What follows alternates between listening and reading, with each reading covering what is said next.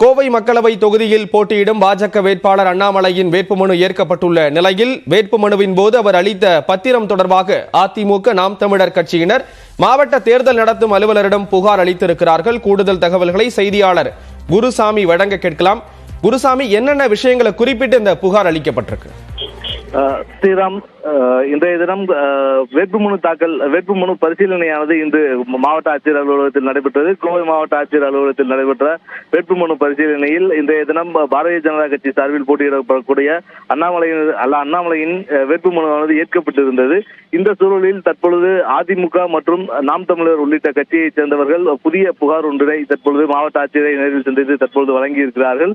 அதில் வழக்கமாக வேட்புமனு தாக்கல் செய்யும் பொழுது கோர்ட் ஃபீ பத்திரம் மூலம் செய்யக்கூடாது, நான் ஜுடிஷியல் பத்திரம் மூலம் மட்டுமே வேட்புமனு தாக்கலானது செய்ய வேண்டும் என்பது விதியாக இருந்து வருகிறது. இதுவரை வேட்புமனுக்கள் தாக்கல் செய்பவர்கள் அனைவருமே நான் ஜுடிஷியல் பத்திரம் மூலமாகவே வேட்புமனு தாக்கல் செய்து கொண்டிருக்கிறார்கள். இந்நிலையில் இன்றைய தினம் அண்ணாமலை தாக்கல் செய்திருக்கக்கூடிய வேட்புமனுவானது கோர்ட் ஃபீ பத்திரம் மூலம், நீதிமன்ற பயன்பாட்டுக்கு மட்டுமே பயன்படுத்தக்கூடிய கோர்ட் ஃபீ பத்திரம் மூலம் இந்த வேட்புமனுவானது தாக்கல் செய்யப்பட்டிருக்கிறது. இது சட்டப்படி தவறு என கூறி நாம் தமிழர் மற்றும் அதிமுகவை சேர்ந்தவர்கள் தற்பொழுது மாவட்ட ஆட்சியரை நேரில் சந்தித்து புகார் மனு அளித்திருக்கிறார்கள். மேலும் இது தொடர்பாக சட்ட ரீதியான நடவடிக்கை எடுக்கப் போவதாகவும் நீதிமன்றங்களில் வழக்கு தொடரப் போவதாகவும் அவர்கள் தெரிவித்திருக்கிறார்கள். குறிப்பாக இந்த சாதாரண ஒரு விவகாரத்தை கூட தேர்தல் அதிகாரிகள் முறையாக கவனிக்க தவறிவிட்டார்கள்.